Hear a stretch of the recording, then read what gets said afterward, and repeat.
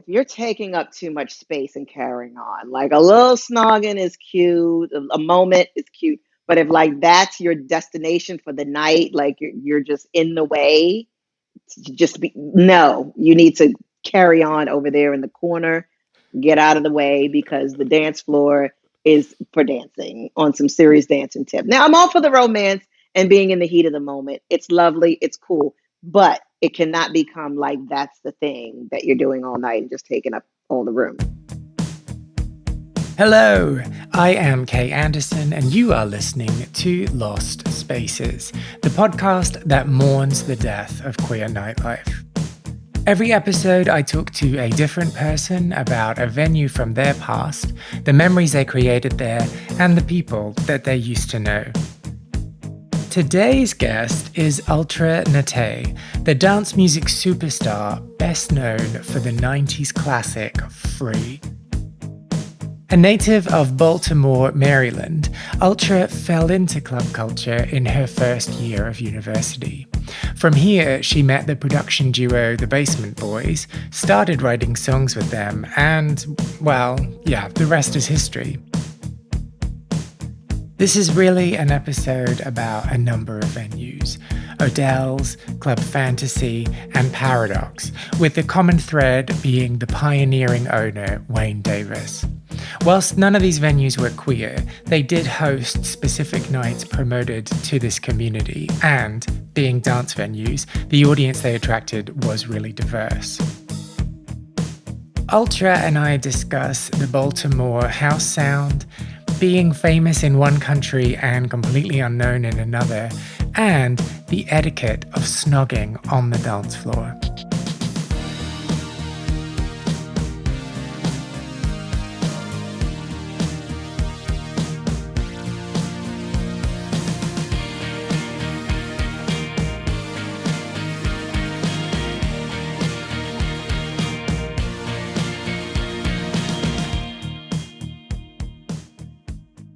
I mean, I was just a club kid, just a kid that stayed in the club as often as I could get there. Yes, every single weekend, every night of the weekend, if I could.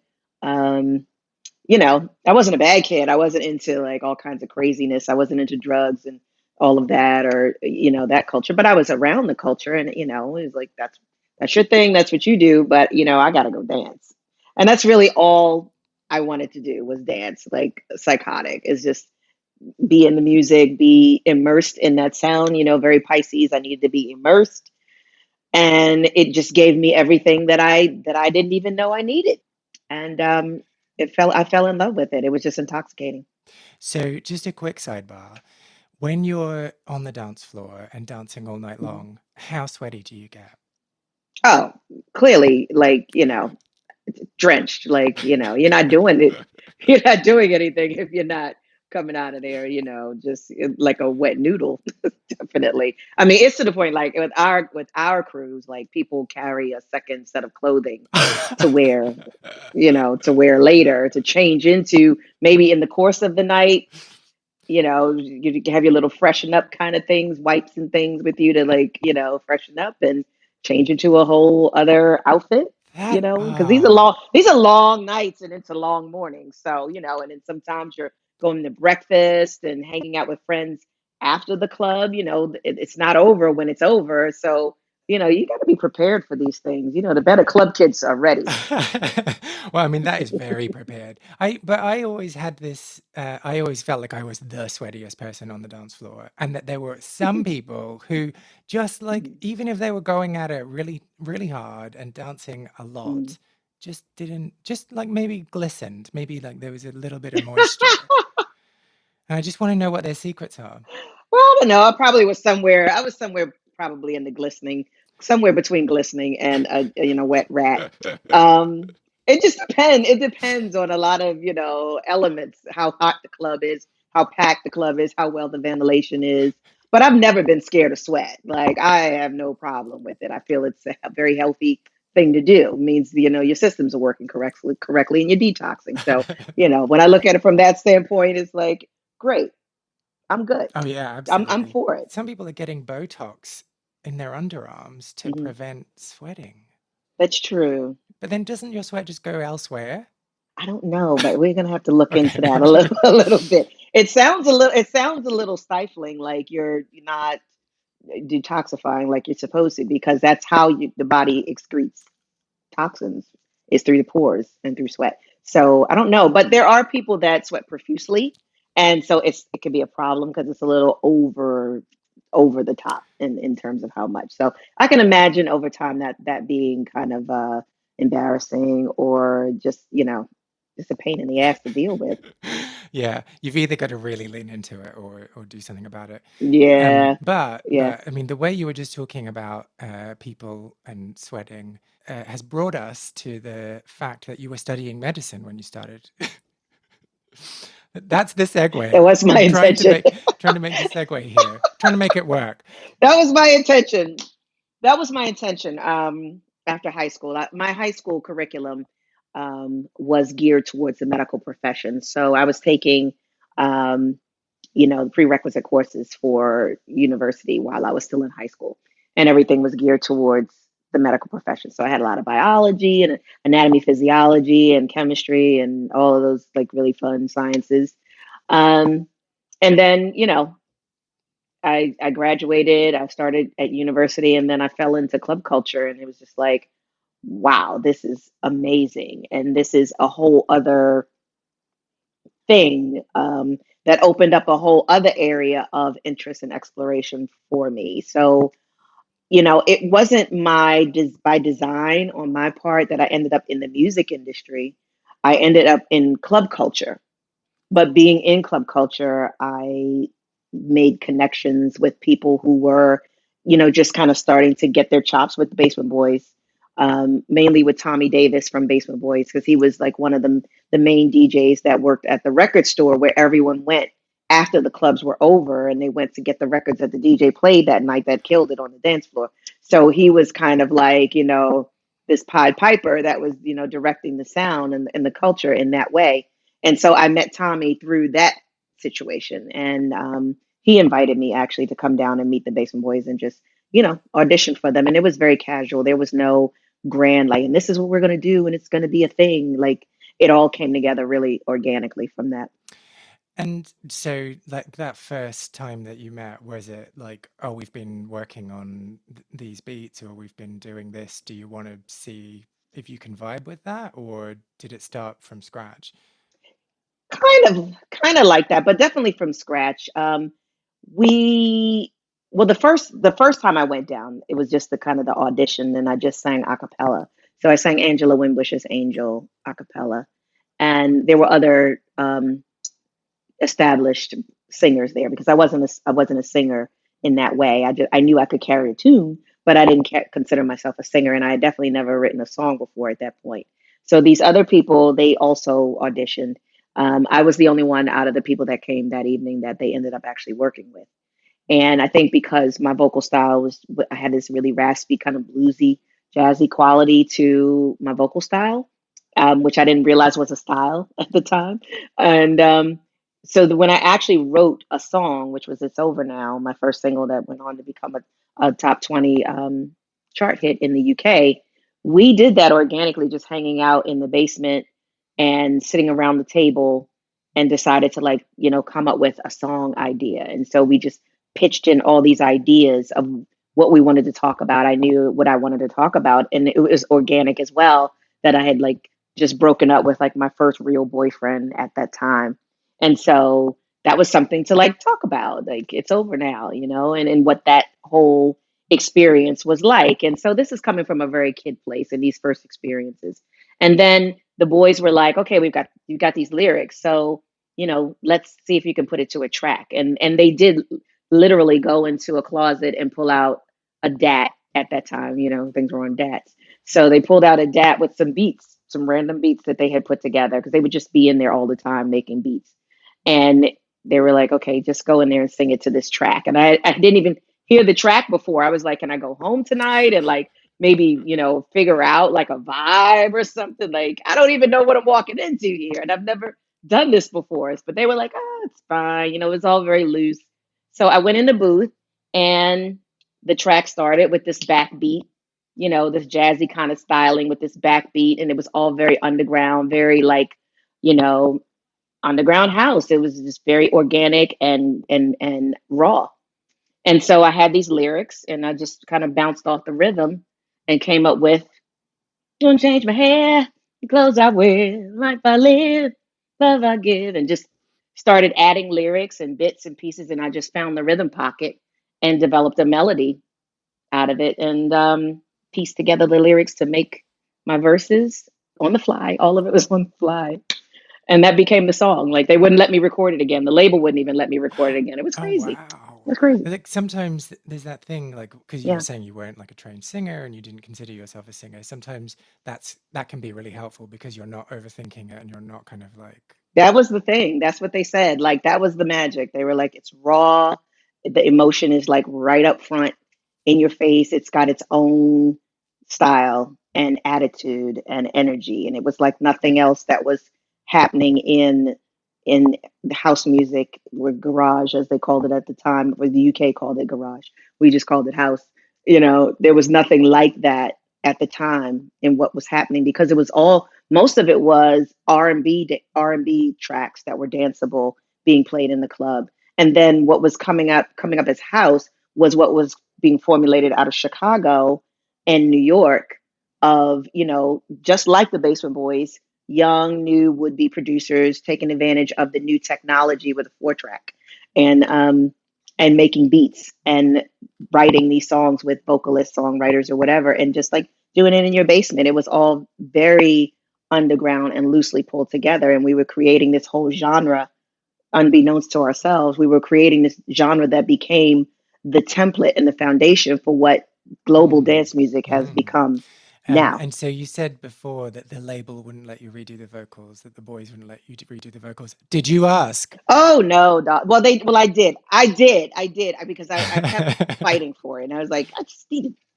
just let me get at that one more time, because I had no idea before, when I was laying this stuff down, like there was any kind of thing going to come out of this, and all I could hear were, "Oh, that part sounds weird," or "That's pitchy over there," or this, all I could hear was, like, in my mind, were errors and mistakes and things like that, because I'm like going Mm-hmm. off the top of my head with lyrics that I've never seen before, that I just kind of wrote, that didn't have any real structure. And I'm also doing it to a track that I've never heard. So, like, everything is completely organic, and I wanted to do it again. So they finally acquiesced and let me do it again.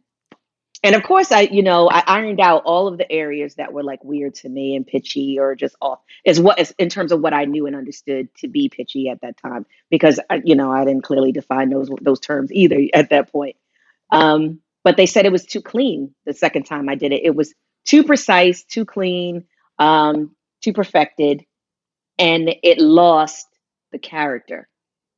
So those things that I interpreted as flaws were part of the character and the nuances that gave the song such distinction, that's what people fell in love with, because it was raw and real in a real way, and that's what connected with people. And so they were like, "Okay, girl, you had your moment. Now we're going to put this original demo version out here in the world, and you go about your business and promote it. Bye-bye." So really they just set up that second session just to patronize you and placate you. They did. They did. They were like, "Okay, she's really wearing us out about this. Let's give her a break. All right, yeah. Yeah, here we go. I'll press record. Off you go. Give her a bone," and everybody was like, "Okay, well, we'll give it a shot." But when they heard it, everybody was like, "No, it's too perfect. It doesn't have that thing. It needs that thing, the sauce."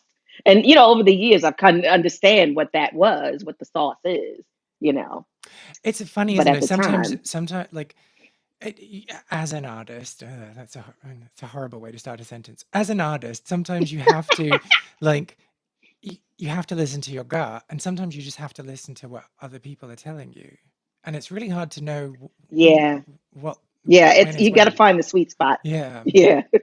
You got to find the sweet spot, because especially at that moment in my life, I'm on a major record label. I'm on Warner Brothers, so I'm like, oh, Are what you do I guys know? sure Like, about this? What's going? I'm just a kid. Like, I was going over here to university to study medicine. Like, you know, um, I don't know. All I have is my gut, but I'm going to take everyone's opinions in this, um, you know, as a Yeah. valid opinion and weigh all of these things. So the consideration was absolutely there. And with that, I was like, well, let me just try it once. We never know. We never know.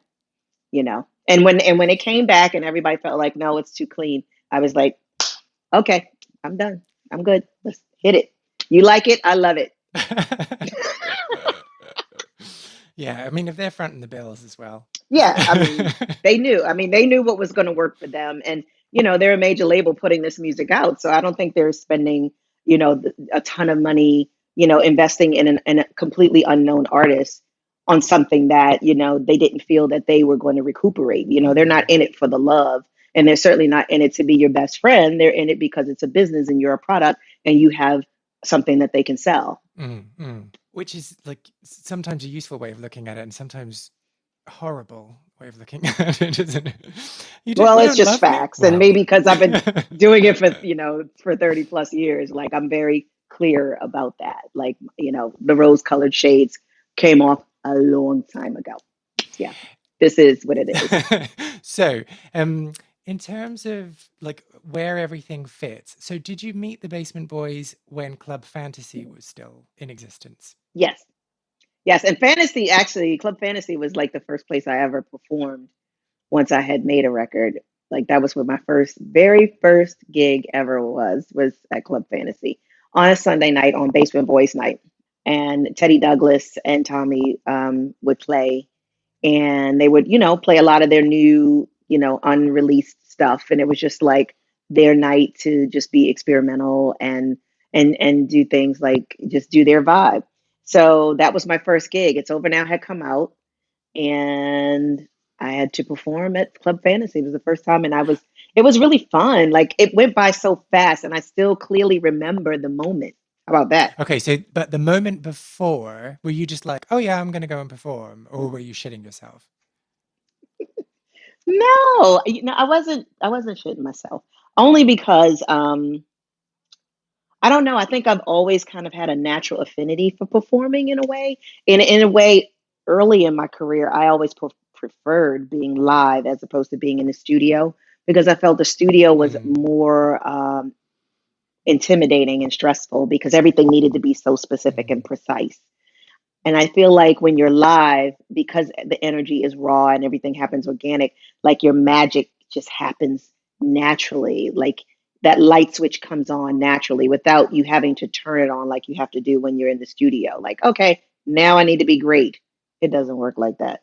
You need to be inspired to be great. So I always preferred the live situation. So when that first show came up, and I had like this really great network of friends, my LGBTQ community friends, they were awesome. And they just embraced, like, we have a show. My show was, we have a show. So they got me together.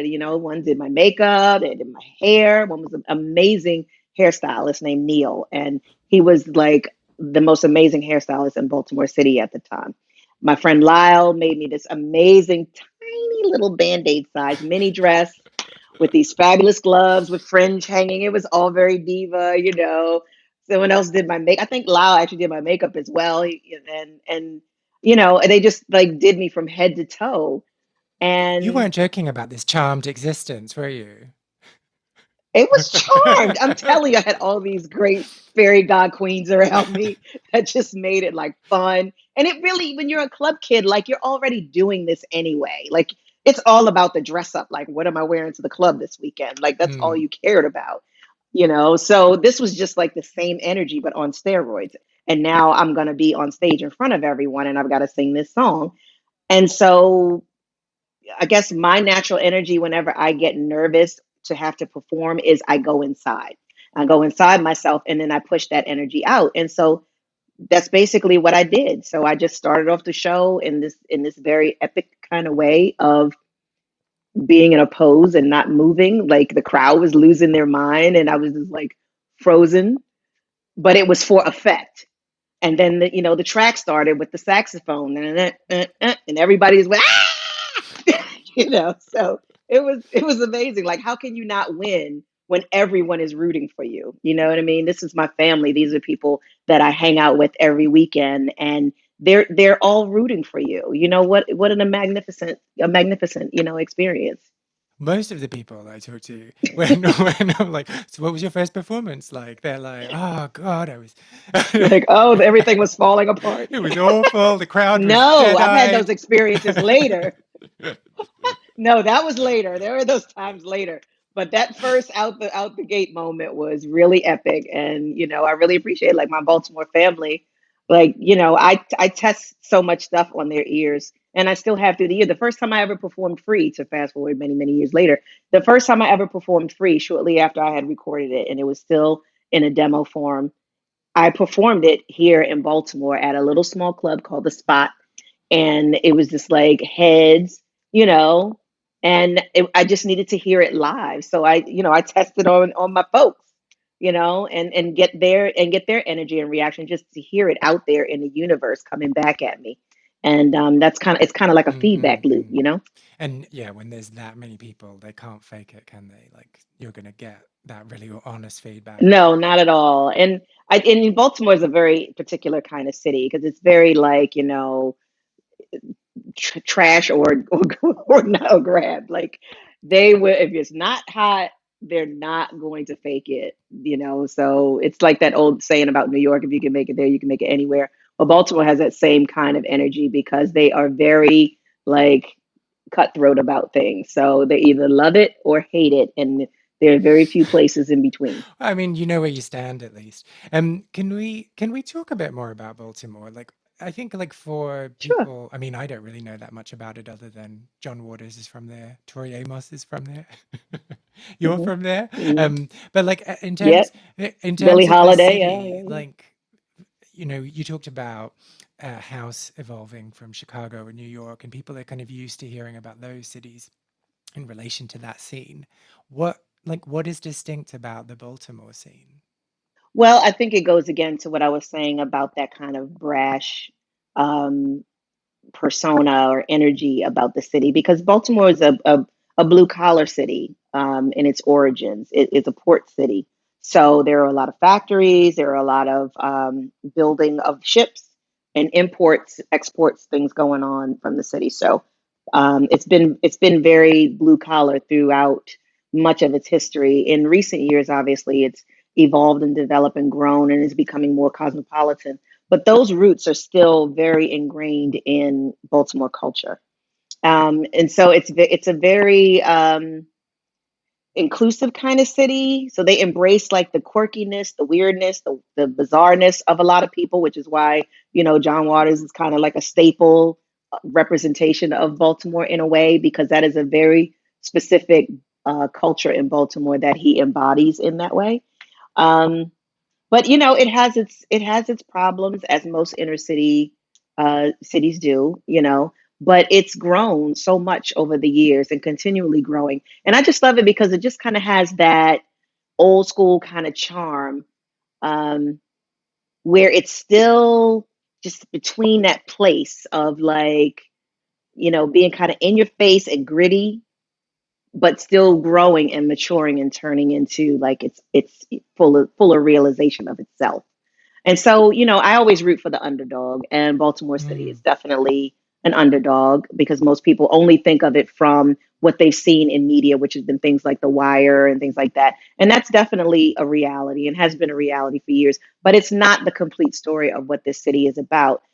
And also for me, having started very young in the music industry and traveling abroad immediately, um, it was always nice to come home to like this little kind of Mm. hamlet of a city, and know the people and the energy of the place, and be around things that you have memories attached to.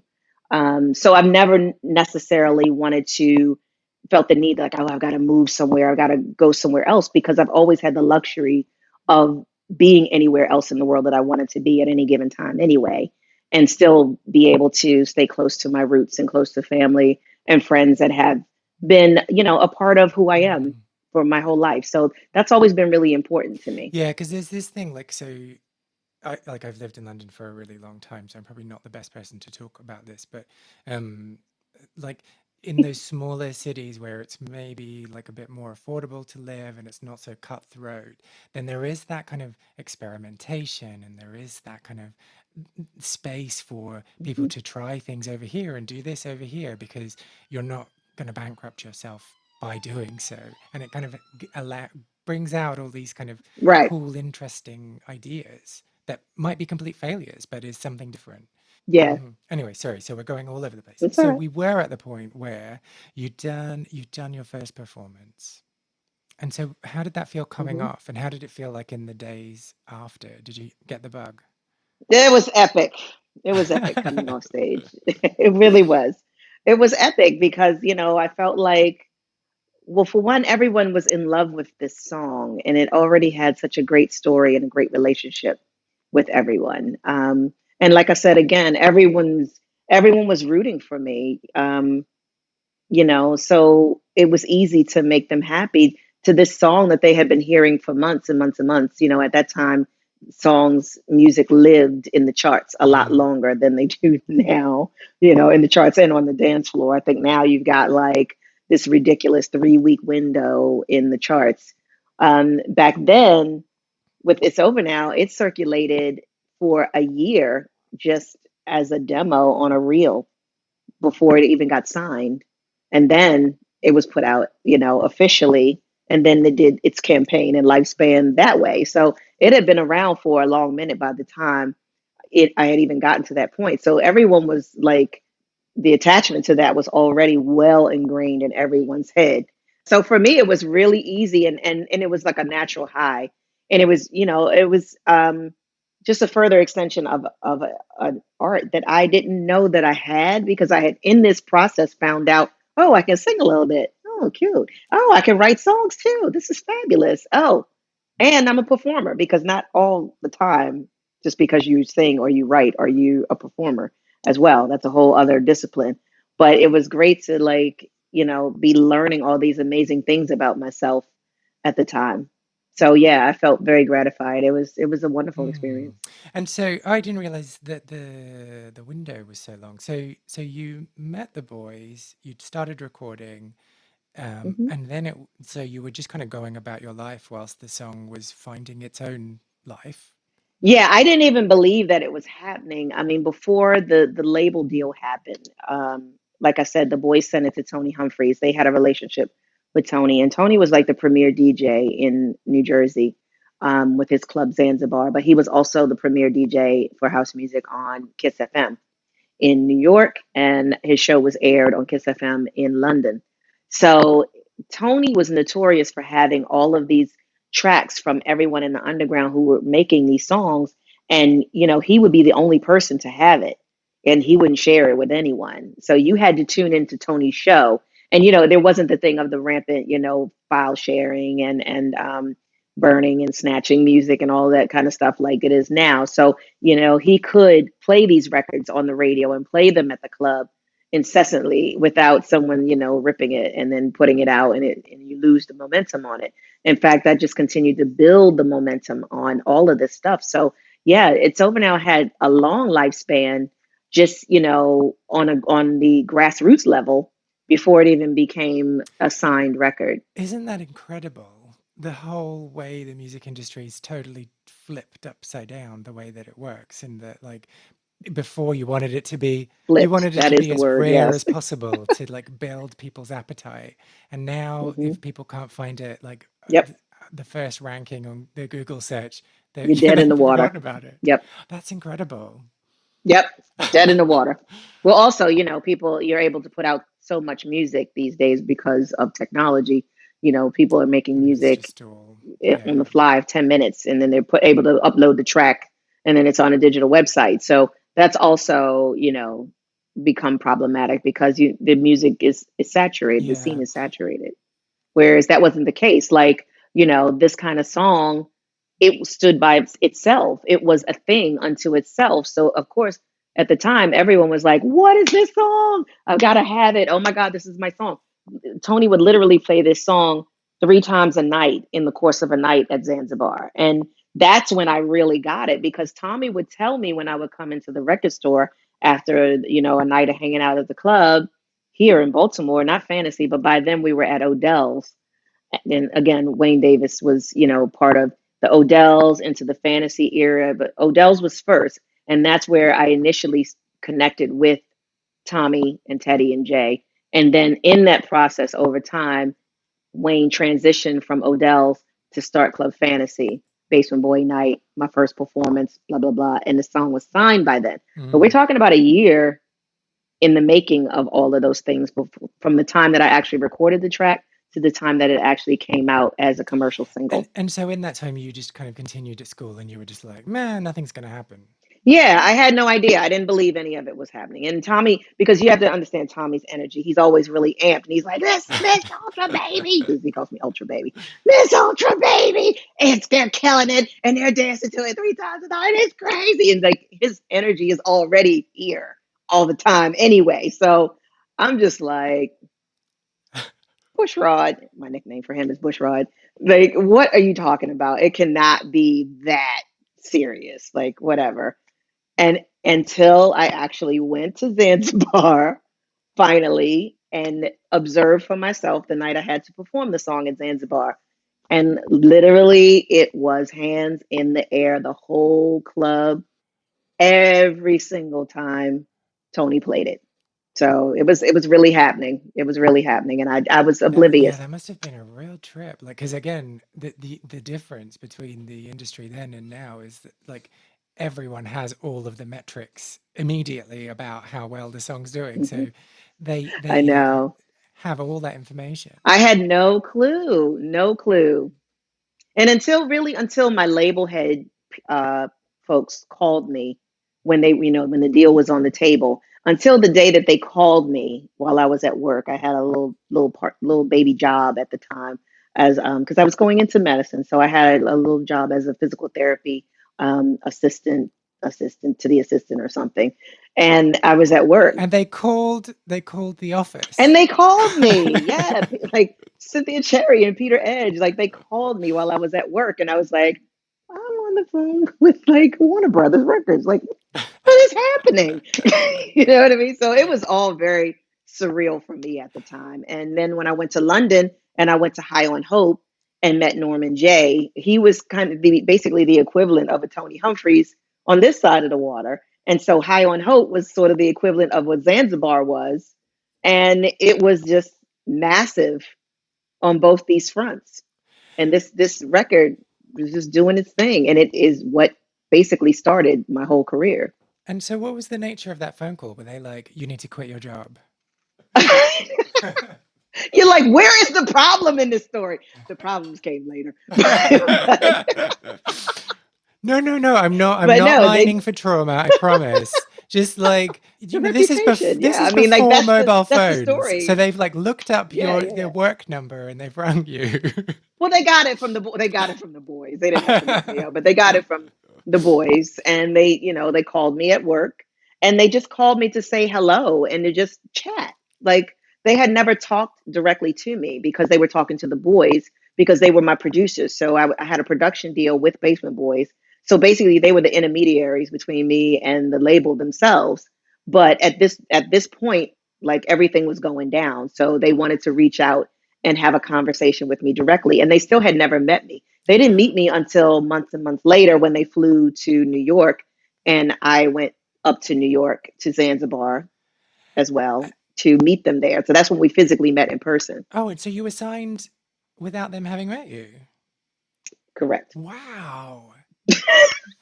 Wow. I know it's all crazy when I talk about it out loud. Like, oh yeah, that But is so they weren't like, I that is mean, because true. like again, you hear these horror stories about the industry and people being like, "Oh, you're not tall enough. Your breasts aren't big enough. You're this. You're this. We're not going to sign you." Like, and they were just like, "Oh, hey, yeah, by the way, we're signing you." No, I mean, I'm sure they had pictures of me, and the boys had shot like a little video of me. Like we went to Fantasies one night, and like I danced to "It's Over Now." Like I just was like dancing because I was a dancer. I was just a kid, club kid, so I did what I always do every weekend. I just danced, and at that time everything was the tracks were all like 11, 12 minutes long because that's the early days of house. So Mm. everything was an extended, club mix. And so it was, probably 11, 12 minutes of just me dancing by myself to this song. And that's what they sent them. And then they were like, we're going to sign her. Wait, like a single shot, or did they edit it? Single shot, baby. There were no trickery. There was no trickery going on at all. Like this was like straight raw, one shot, aim, fire, dance. Not great lighting. How many takes did you do? It's just one. You got one shot, babe. I know this all sounds crazy. It is crazy because things are so dramatically different Yeah, now. yeah. And because I danced every single weekend and I would be on stage dancing and hanging out and partying, and I wasn't nervous about the camera looking at me because I'm always in the club dancing anyway. So there's always people looking at you. Well, yeah, but by the time you get to like minute 7, you must have been like, what can I do now? Listen, listen, this is underground club culture. It's underground club culture. We dance until the next day without a problem. Okay. So yeah, like that 12 minutes was absolutely nothing. It was just like, let's just, all right. They would just want to see how I dance. They want to see how I move. Okay. Then they started the track and I just danced. And Oh, they still, those wow. boys still have that damn tape somewhere. I'm sure someday it's going to surface and I'm going to be What, like, yeah, when dude, is it going on YouTube? Should I no, get in touch with them? darling. No, darling. I'll get in touch with them. I'll find It out. is our personal little kiki. Like we occasionally have dipped back to that and just had the massive falling out laugh about that moment. And now, I was dancing, I was getting it done. I was a club kid. So Do they threaten to leak it if you ever have a fight? no, not at all. Not at all. Boys wouldn't do that. They don't want to deal with that wrath. They don't want that other girl on the other side of me. They don't want that. No. But no, um, that was the audition tape, I guess, for lack of a better excuse. That was the audition. Like they just wanted to see what I looked like and see how I moved, and they sent them that video recording, and then they were like, "Okay, here's the record deal." just done, done, and done. There you go. Off you go. Easy, simple. Yeah. So the other thing that I often ask my guests Hmm. is, did they snog anyone in the club? Well, you just were not in the club if you haven't snogged someone in the club. Of course, like the club is a Ooh, well, perfect okay. place. Well, tell me Well, when about when one you of say them. snogging, I'm talking about kissing them. If you're talking about anything further than that, No, no. yeah, that's what I'm talking about. Okay. Yeah, I was gonna yeah. say from my British interpretations, it's just kissing. Of course, yes. Like that's epic. Are you kidding me? What? I do it now. Can we go out? Like really? Yes. Don't let me be in the club with someone I'm attracted to. It's so going down. There will be kissing. Oh, Yeah. so what? Oh, so are you like? Do you just pursue? Do it what? do Say it again. What? What's you the do question? that wasn't I didn't say anything rude, I promise. Do you pursue? Are you the pursuer? Oh, do I pursue? No, no, no, no, Yeah. no, no, no. No. I mean, I'm not for like not letting someone know if I'm not interested in them. If I'm interested in them, I have no problem in letting them know that. But I'm very much a Pisces Aries girl. So you need to let me know and you need to come through because I have a very strong personality. So, I don't want to feel like he's not in this and I'm running around like after him. Like, what is that about? I'm still about like you need to come through with like some serious energy and let me know what's up. And if I'm, into you, then I will return that. Okay, so like let's just say you're hitting on me. Well, like you're making it you're making it obvious to me that I I can give you hit a on little you. flirty moment. Okay, Yeah, right. so how does that work? This is so specific. It's not that specific. I don't know. I mean, it could just be like, things happen organically when you're in the club. Like there could be a moment where there's a song that comes on and you're both vibing at that moment and you start dancing together. Like that can like make a connection or somewhere in a conversation. I mean, you can read body language and how someone looks at you, how someone puts themselves in your space. Like there's things that people can do. Now, that first moment is not going to end up in a snog. That only is going down with someone that I am dealing with. Um, but yeah, I don't know how to explain. This is so specific. Like, Okay, but so I like don't know. so when you're talking about being sweaty on the dance floor, are you Mhm. pro or not pro? What's the opposite? What's the word I'm looking for? Pro or against? Are you Con. pro or against um people Pro yeah, who con. like properly make out on the dance floor?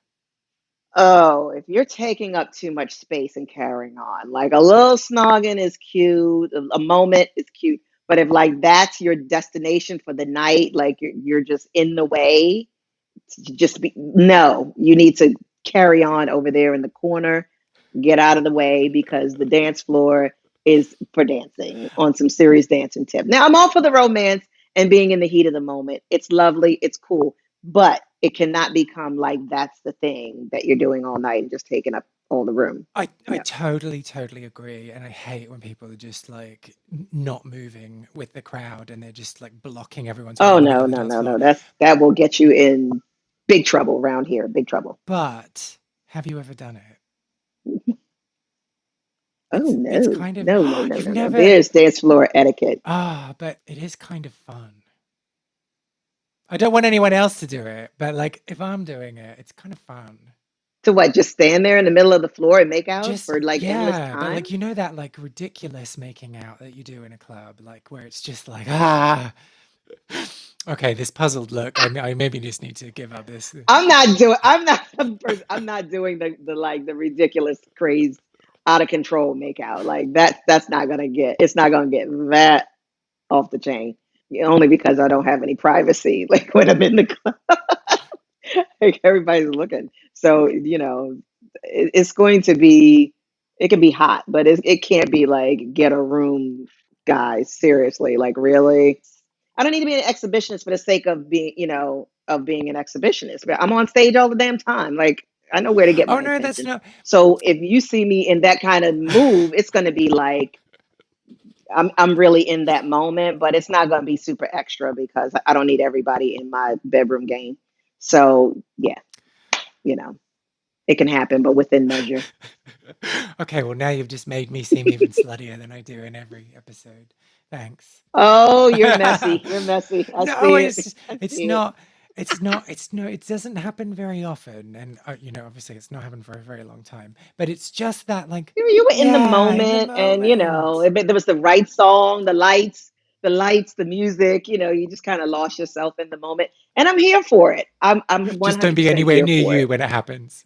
you know, but that's really how it I would happens. just kind of elbow you whilst I was dancing, so you would like get annoyed and leave the dance floor. That's all I would do. I would give you space, like child. They're in their own world. Love is grand. Love is grand when it works, honey. Get it. Get all of it. Get all of it. Oh, again, you're looking like a nicer person than me. Get all of it. Unless I'm really like in deeply in a dance and in my space, and you come up in my space and just decide to stop in my space with the shenanigans, then we're gonna Yeah, have that I problems. mean, some people just no manners. Just saying. So let's get to paradox because we have Okay. waffled about lots of other things. So you'd already had your success in Hmm. the UK by the time Paradox opened. Right. Right. And do you remember like the first time you ever went there? Oh yeah. So I'm deep in my culture here. So yeah, I was part of the initial family. I mean, I watched the club be built around us. The same with fantasy. Knocking out walls, adding a wall. You come one week, the wall is over here. The next week, the booth is over there. It's over. Like yeah, that was all part of the process. So it was basically the same thing. Like every weekend, it was a cash infusion, and Wayne would invest it in the club, and that's what he always did, just reinvest as the club was open and it's really raw in its rawest kind of representation. Every week he put the money back in the club or in the sound system and continue building things up around you. So I was at Paradox, which was a 13,000 square foot warehouse when it was concrete floors, and I'm sure my joints in my back don't appreciate those years that I was stomping around up in there endlessly for hours. But I watched the club grow and be built and come to this, amazing venue that it ended up being for 27 years. Wow. So let's talk a little bit about Wayne. So was Paradox opened simply because Club Fantasy, the audience outgrew the venue? No, not because the audience outgrew the venue. The city had decided where Fantasy was located was now going to be a route for a new metro system. Ah, okay. And it was going to be straight in the front door on the street of where Club Fantasy was. Because Fantasy was, it was a 3-story townhouse and made into a club venue. And so it was still like right in the middle, in the heart of the city of downtown. And that area still had some local residents directly around the corners. So it was kind of in a tricky location Ah, anyway. mhm. And the city decided to start building up into that part of downtown and put this metro system there. So he had to move from that. They sorted him out, they came to some kind of deal or whatever understanding. And then he took that investment and started with this extremely raw space again of Paradox, which was just this shell of a warehouse. And so that first time then, it was like a celebration. It was definitely a celebration because we were a loyal crew of people. Like everybody here, house is like from the soul for us in Baltimore in that way, in the same way it was for Chicago and New York. Baltimore sound was very relevant. It just had a bit more, floor to floor stomp to it. It had a little more gospel intonation. It had a little bit of like Miami kind of, break beats and some components of it. And but those that were in it were really about that life. Like it was really a very strong culture here. So we would follow Wayne like the Pied Piper, no matter what. Oh, that's incredible. So yeah, we were all very emotionally vested in whatever Paradox was going to be because we had followed Wayne from Odell's, which was the inception of all things house in this city. I mean, he brought to us, from the Richard Long sound system culture, that analog sound of Paradise Garage. He built that culture here in this city. And so from Odell's, then into Fantasy and on to Paradox. So he had, the whole culture behind him. And even when he started Paradox, actually, he had the both sides of the culture because not only did he have the underground house kids, he also had the Baltimore club kids, which is a slightly different take on the house scene. It's a whole different thing that's origins are strictly from Baltimore. But then he also had the rave scene starting there as well. And that's part of what made like the rave scene on the East Coast culture like massive was clubs like Paradox. Just fostering that. One of the things that I wanted to ask was around like so you'd been signed in the UK, you'd released like records in the UK Mm-hmm, that had more mainstream mm-hmm, success than in the US. So it's kind of like mm-hmm. so the question that Yes. I'm leading to is like what is that like when you're famous in one country and not famous in the country that you're from? It's like living in two worlds. Um, but it was okay for me, and it's still okay for me actually because that's still really my reality. Um, you know, it's fine because I'm very Pisces, like a swim upstream and downstream at the same time. I enjoy a certain bit of anonymity, just so I can just relax and not have to worry about like what do my lashes look like? Is the lighting okay? Am I at a good angle? Like who wants to deal with that all the time? I often feel bad for artists that are Yeah. kind of at that level because although it looks all very glamorous and fabulous to be that famous, there's a certain level of freedom that's taken away from you because you have to meet Well, it's really this. constricting, isn't it? Yeah. Yeah, you have to meet this level of expectation for people all the time, and that's a lot of stress to deal with. So I actually enjoyed that freedom of being able to like, okay, when I need to turn this on, I just jump on a plane and I go to Europe or London, UK, wherever, and then I am a thing when I want to be a thing. But when I want to come home and just chill and just be ultra under normal circumstances and not worry about my hair or my eye makeup or any of that and just like kick it with my people and be silly and stupid and whatever and nobody's judging that like I felt like I had again like the best of both worlds because I could go to the UK and my face is on buses and posters and things like that across the city and in magazines, and then I would come home and go grocery shopping amongst everyone and no one has a clue. So you hadn't developed a diva personality. You weren't like storming through the doors of Paradox and demanding the VIP treatment. No, but that was expected anyway. Let's get it. No, no, it's a matter of respect. I mean, it is a small city, so everybody knows, who you are, what you do, and so there is a level of expectation with that.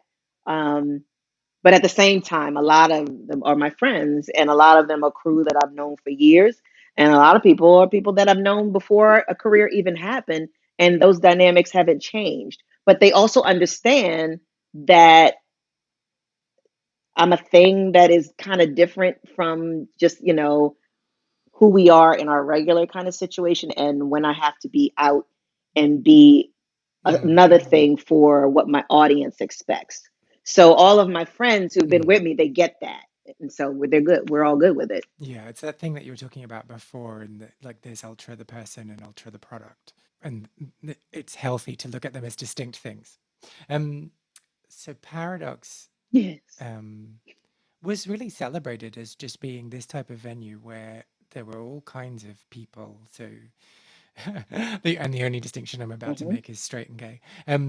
But like, can you talk to me about like the crowd there and who was going and who was dancing beside you? I mean, everybody was going, everybody and anybody. And it was a place of acceptance. So you could come in like your weird state and in your crazy outfit and experiment and have fun, and there's it's kind of like no judgment because the wilder and crazier it was, the better. It's a completely freeing kind of Mm, atmosphere. And when if someone was there who had that kind of energy, like they were judging people, well, then you were kind of the odd man out. Like, well, what's your problem? Like, this isn't the space for you because we're not doing that here. Everybody here is in this together. Gay, straight, black, white, old, young. You know, we're not divided by any of those kind of barriers. Like it was literally a melting pot of people and energies, and everyone kind of fed off of each other's differences. Like that's what made it really, really special, is those differences were celebrated as opposed to looking, being frowned mm, upon in a mm. way. And I'm really interested in like how certain clubs cultivate that culture, and whether it's the architecture, whether it's just the people that happen to live in that city, or whether it's the kind of the curation of the owner, or whether it's a combination of everything. Like, do you know kind of what the secret ingredients were to make Paradox that special place? It was definitely the curation of the owner, um, because he made it intentionally a welcoming space for creative culture, for dance music culture in all its forms. So everything starts at the top, at the head. So Wayne being the head, he set the template of what the club's story and energy would be.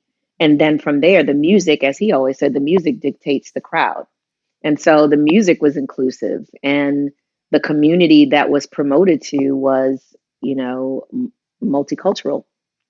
I know for me, during my doing the deep sugar parties, one of the biggest things that we've always put forward is to make sure that we cross promote to all different kinds of people, because it has always garnered like this really great inclusive vibe, and so many people have come away from it saying, wow, I haven't been to an event like that before, where there's so many different kinds of people just all like on this same vibe, on this same wavelength, enjoying this music and just in this place Mm, spiritually together.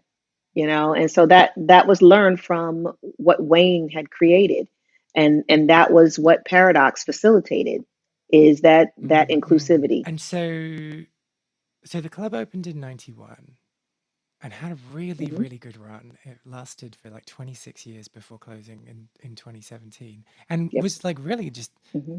there for your whole, your whole adult life. I And know. Yeah, what happened when you found out that it was closing? How did you respond? I was heartbroken.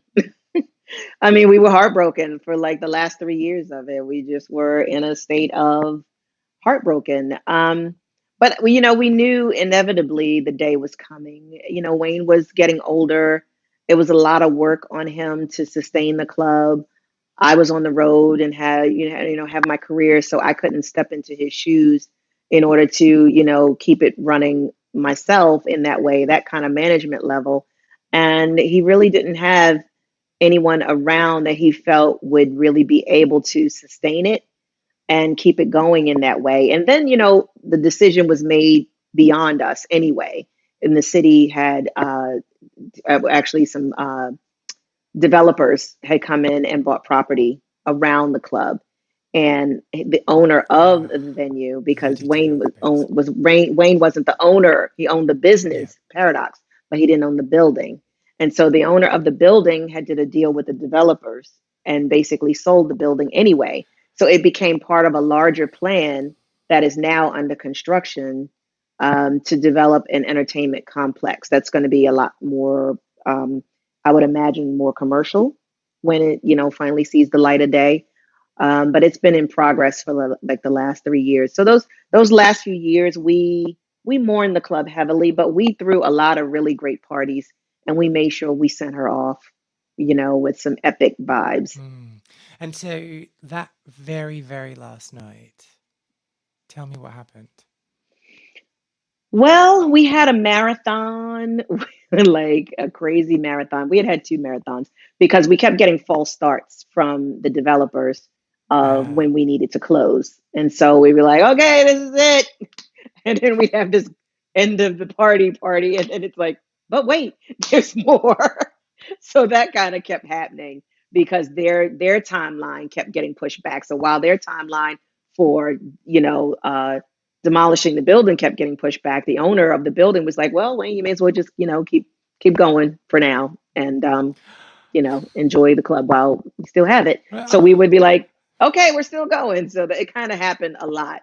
And we had a lot of time to mourn it because all of that was in play for over a year. So, I would just have these nights of, and Lisa and I, and at any given moment, anybody on the Paradox and Deep Sugar team could just go in and have an emotional breakdown, like at any given time. It was just like that was just the order of the day on any given weekend, at any given moment. Somebody's going to get hit with that reality that this is going to be gone. Our home is going to be gone at some point. And you look around the room and you look at these people and you look and you hear this incredible system and you feel it in your body and you're like, this is all going to be gone in a minute. And there's nothing else like it to replace this moment. And there are people coming behind me who will never be able to experience this.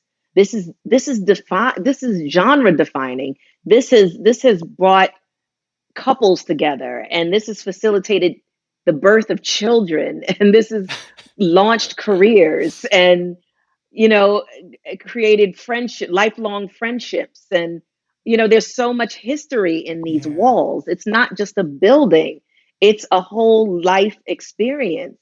And so to see that coming to an end and to know that there's nothing even close that can touch it, like you have to try to take all of that in and process it and then find some place to make peace with it. And so that was the work that we were doing for like the last, 2 years of the docs. When that final night came, nobody wanted to leave. Exhausted as we were, I probably had like 5 changes of clothes. I lived in the club the whole weekend, and no one wanted to go home. And people would leave because they were exhausted, and they would go home and take a cat nap, and they would be right back at the club because nobody wanted to approach that moment when it was officially the last dance. Did you ever go to Odell's Club Fantasy or Paradox? Well, if you did, I would love to hear from you. Find me on Twitter, Instagram, Facebook with the username KAndersonMusic and tell me what you got up to. Share any photos and just tell me how it was there.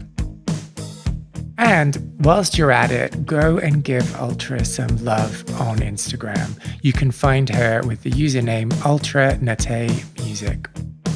Lost Spaces is not only a podcast, but a concept record as well. I've been writing songs about queer venues and the people who used to live their lives there, and will be releasing songs over the coming year. You can hear the first single, which is called Well Grown Boys, and is also playing underneath my talking right now on all good streaming platforms. If you liked this episode, I would really appreciate if you subscribe, leave a review on Apple Podcasts, or just tell people who you think might be interested in giving it a little listen too. I am Kay Anderson, and you have been listening to Lost Spaces.